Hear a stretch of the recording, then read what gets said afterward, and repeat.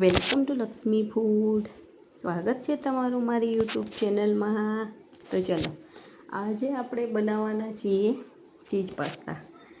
Cheese pasta બનાવવા માટે શું વસ્તુનું ખાસ ધ્યાન રાખવાનું છે, મારી વિડીયોમાં લાસ્ટ સુધી બન્યા રહેજો અને મારી આપેલી દરેક ટ્રીક અને ટિપ્સને ફોલો કરજો. અને હજી સુધી તમે મારી ચેનલને સબસ્ક્રાઈબ નથી કરી તો ફટાફટ સબસ્ક્રાઈબ કરી દેજો અને બાજુમાં આપેલા બેલ આઇકોનને પ્રેસ કરી દેજો, જેથી કરીને આવનાર તમામ નવી રેસીપીના વિડીયો ફટાફટ તમારી સુધી પહોંચી જાય. હવે પાસ્તા બનાવવા માટે મેં અહીંયા જે રિંગ પાસ્તા આવે છે એ પાસ્તા લીધેલા છે. તમારી પાસે જે પણ પાસ્તા અવેલેબલ હોય, તમને જે ચોઈસ હોય તમારી, એ પ્રમાણે પાસ્તા લઈ શકો છો. મેજરમેન્ટ કપમાં જે 250 mlનો કપ આવે છે, એક કપ ભરી અને મેં પાસ્તા લીધેલા છે. એને ચોખ્ખા પાણીથી આપણે ધોઈ લેવાના છે અને બીજી બાજુએ આપણે ગેસ ઉપર પાણીને ઉકળવા માટે મૂકી દેવાનું છે. પાણી સરસ ગરમ થાય પછી એની અંદર થોડુંક મીઠું એડ કરી દેવાનું છે અને પાણીને સરસ ગરમ થવા દેવાનું છે. એકદમ સરસ એક બોઇલ આવી જાય પછી એની અંદર આપણે જે પાસ્તા ધોઈને રાખ્યા છે એને એડ કરી લેવાના છે અને મીડિયમ ગેસની ફ્લેમ ઉપર આપણે આ પાસ્તાને પકાવી લેવાના છે. એકદમ ચીકાશ થઈ જાય એ ટાઈપના પાસ્તા નથી પકવવાના, આપણે 90% જેવા પાસ્તા ચડવી લઈશું. અને પાસ્તા આપણા છૂટા છૂટા રહેવા જોઈએ, લોદા જેવા ના થઈ જવા જોઈએ, નહીં તો મજા નહીં આવે. તમે જોઈ શકો છો આવી રીતે એમાંથી ઉભરા આવે છે. રવાના પાસ્તા અને ઘણા બધા પાસ્તા મળતા હોય છે, એમાંથી તમને જે પસંદ આવે એ પાસ્તાનો તમે ઉપયોગ કરી શકો છો. 5 થી 6 મિનિટની અંદર આપણા પાસ્તા સરસ પાકી ગયા છે. આપણે આવી રીતે ટ્રાય કરીશું તો વચ્ચેથી એકદમ સરસ તૂટી જાય છે અને એકદમ ટ્રાન્સપરન્ટ થઈ ગયેલા છે. એનો મતલબ આપણા પાસ્તા એકદમ સરસ બફાઈ ગયેલા છે. હવે કાણાવાળો બાઉલ લઈ લેવાનો છે અને એની અંદર આપણે પાસ્તાને નિતારી લેવાના છે અને એને ઠંડા કરવા માટે મૂકી દેવાના છે, જેથી કરીને આપણા પાસ્તા ચીકણા ના થઈ જાય અને એકદમ છૂટા છૂટા રહેશે તો આપણને બનાવવાની મજા આવશે. હવે પાસ્તા આવી રીતે માંથી પાણી નીતરી જાય પછી એમાં થોડુંક તેલ એડ કરી લેવાનું છે, જેથી કરીને એમાં શાઇનિંગ આવે ને પાસ્તા એકદમ ખુલ્લા ખુલ્લા રહે. થોડુંક તેલ નાખી અને ચમચા વડે સરસ મિક્સ કરી લેવાના છે.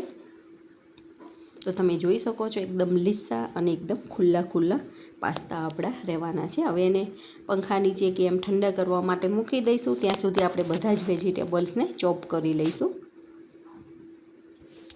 તો ઇન્ગ્રીડિયન્ટ્સ બધા આપણા રેડી થઈ ગયેલા છે. હવે આપણે બાફેલા અહીંયા પાસ્તા લઈ લીધેલા છે.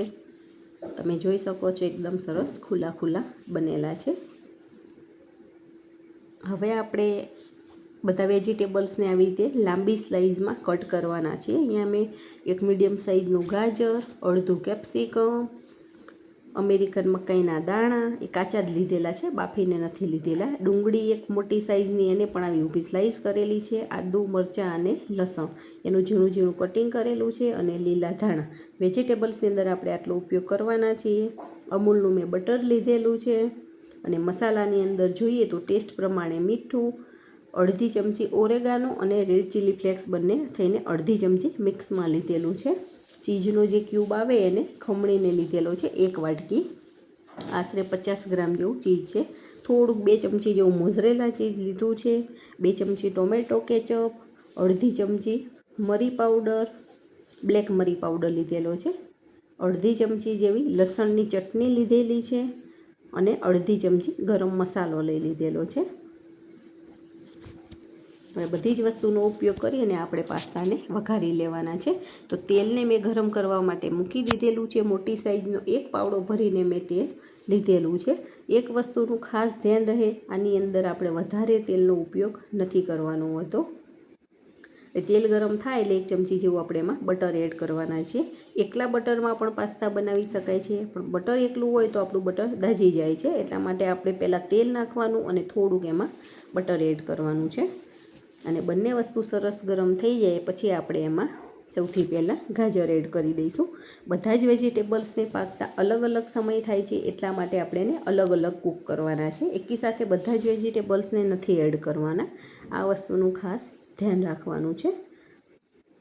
ગાજર થોડાક આવા વ્હાઈટ થઈ જાય અને એકદમ સરસ સતરાઈ જાય પછી આપણે એની અંદર અમેરિકન મકાઈના દાણા એડ કરી લઈશું. એને પણ પાકતા જરાય વાર નથી લાગતી.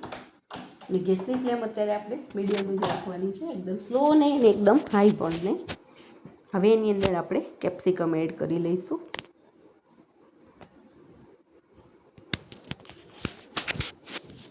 તમે જો એક વખત આ પાસ્તા બનાવીને ખાઈ લીધા તો તમને વારે વારે બનાવીને ખાવાની ઈચ્છા થશે. બાળકોને પણ બહુ જ મજા આવતી હોય છે. ઘણી વખત બાળકો લંચ બોક્સમાં પણ લઈ જતા હોય છે. દરરોજે દરરોજ શું બનાવું, તો ક્યારેક તમે આ વસ્તુ બનાવીને આપી શકો છો. ડેઇલી રૂટીનમાં આ વસ્તુ બનાવીને નથી ખવડાવવાની, એ વસ્તુનું ખાસ ધ્યાન રહે. ક્યારેક બનાવીએ તો કંઈ વાંધો નથી. હવે આદુ, મરચાં અને લસણની પેસ્ટ, મતલબ આપણે થોડુંક લસણને ટુકડા કરેલી છે, એકદમ પેસ્ટ નથી બનાવેલી, એ આની અંદર એડ કરી લેવાનું છે. આદુ, મરચાં અને લસણ આપણે 1-2 વેજીટેબલ્સ પાકી જાય પછી જ એડ કરવાના છે. એ વસ્તુનું પણ તમારે ખાસ ધ્યાન રાખવાનું છે, નહીં તો આદુ છે નીચે તળિયે ચોંટવા માંડે અને દાઝી જાય છે, પછી એનો ટેસ્ટ બિલકુલ સારો નથી આવતો. હવે આપણે લાસ્ટમાં ડુંગળી એડ કરવાની છે. ડુંગળીને પાકતા જરાય વાર નથી લાગતી, એટલે આપણે એને લાસ્ટમાં એડ કરીએ છીએ. અને બધા જ વેજીટેબલ્સ આવા લાંબી સ્લાઇસમાં કટ કરેલા છે, બહુ જ સારા લાગે છે. જો તમારી પાસે ગોળ પાસ્તા કે રાઉન્ડ શેપમાં એ ટાઈપના પાસ્તા હોય તો તમે ઝીણું કટિંગ પણ કરી શકો છો. મારી પાસે રિંગ પાસ્તા લાંબી સાઇઝમાં હતા તો મેં લાંબુ કટિંગ કરેલું છે વેજીટેબલ્સનું. એની સાથે મેચ થાય તો બહુ જ સારું લાગતું હોય છે.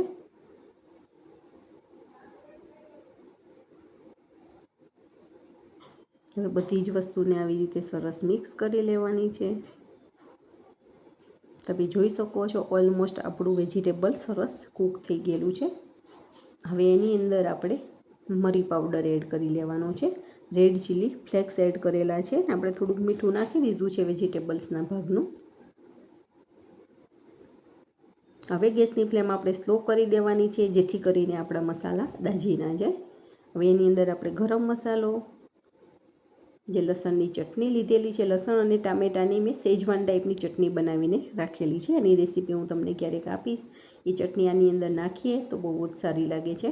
ટોમેટો કેચઅપ એડ કરી દીધેલો છે અને બધી જ વસ્તુને સરસ મિક્સ કરી લેવાની છે. તો તમે જોઈ શકો છો આનો કલર એકદમ ચેન્જ થઈ ગયો અને બહુ જ સારો કલર આવેલો છે. એની સુગંધ તો બહુ જ સારી આવી રહેલી છે. તો ખાવાની પણ એવી જ મજા આવી જવાની છે. હવે પાસ્તા બાફીને રાખેલા છે, એ પાસ્તા આપણે આની અંદર એડ કરી લઈશું. આ માપથી જે હું પાસ્તા બનાવું છું, 2 વ્યક્તિ આરામથી જમી શકે છે. અને નાસ્તામાં કે તમે ઉપયોગ કરતા હોય તો 3 વ્યક્તિ પણ નાસ્તો કરી શકે છે. એકદમ હળવા હાથે પાસ્તાને આપણે ઉપર નીચે કરી અને મિક્સ કરી લેવાના છે. અને પાસ્તા કે આ ટાઈપની વસ્તુ બનાવતા હોય ત્યારે આપણે તાવેતાનો જ ઉપયોગ કરવાનો છે, જેથી કરીને આપણા પાસ્તા ભાગી ના જાય, તૂટી ના જાય. કેમ કે બાફેલા હોય એટલે તૂટી જવાની બીક હોય છે, અને તૂટી જશે તો એકદમ લોંદા જેવા થઈ જશે. એટલા માટે આપણે તાવેતાનો ઉપયોગ કરી લઈએ છીએ. બધું જ વેજીટેબલ્સ, પાસ્તા આપણું બધું મસાલા સાથે મિક્સ થઈ ગયું છે. હવે લાસ્ટમાં આપણે ચીઝ એડ કરવાની છે. તો સૌથી પહેલાં મેં મોઝરેલા ચીઝ એડ કરી છે. અને હવે આપણે જેને ખમણીને રાખી છે ચીઝ ક્યુબમાંથી, એ ચીઝ એડ કરી લેવાના છીએ. લાસ્ટમાં ચીઝ એડ કર્યા પછી આપણે ગેસની ફ્લેમને બંધ કરી લઈશું.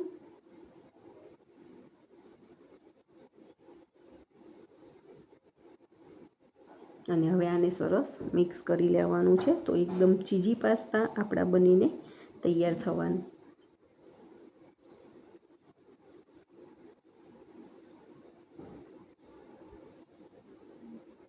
આ પાસ્તા ખાવાની બહુ જ મજા આવે છે. તમે ક્યારેય ટ્રાય ના કર્યો હોય તો તમે આવી રીતે ચીઝ પાસ્તા બનાવીને ટ્રાય કરજો.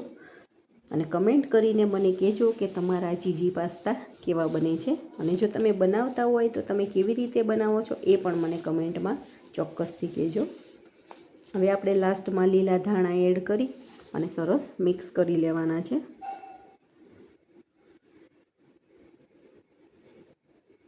તો એકદમ હેલ્ધી, ટેસ્ટી એવા પાસ્તા આપણા બની ગયા છે. તમે જોઈ શકો છો. તમારે હજી વધારે સ્પાઇસી કરવા હોય તો તમે આની અંદર થોડીક સ્પાઇસનેસ નાખી શકો છો, પણ મીડિયમ જ આટલા માપથી બનાવશો તો મીડિયમ સ્પાઇસી એવા આપણા પાસ્તા બનીને તૈયાર થવાના છે. તો પાસ્તાને આપણે લઈ લીધેલા છે. હવે એક સર્વિંગ પ્લેટ લઈ અને પાસ્તાને સરસ મજાના સર્વ કરી લેવાના છે.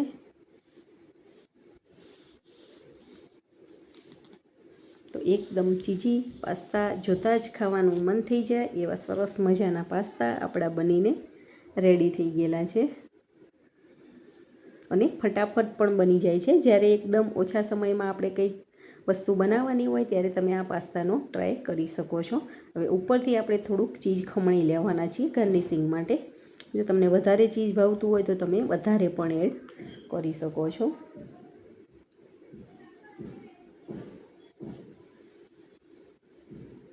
તો છે ને એકદમ સરસ જોતાં જ ખાવાનું મન થઈ જાય એવા સરસ મજાના પાસ્તા આપણા બનીને રેડી થઈ ગયા છે. તો તમે પણ આવી રીતે બનાવજો.